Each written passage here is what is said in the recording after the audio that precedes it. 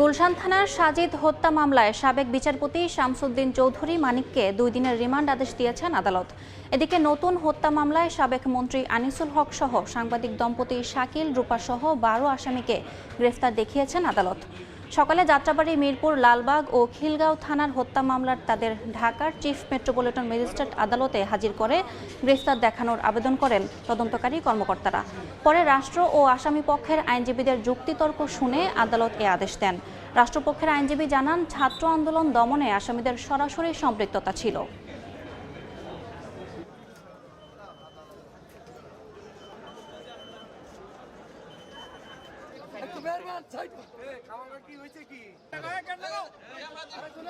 এই আসামিরা অনেকেই সরাসরি অংশগ্রহণ করেছে এবং অনেকে তারা অপরাধমূলক ষড়যন্ত্রের সঙ্গে জড়িত ছিল, হাসিনাকে সহযোগিতা করেছিল।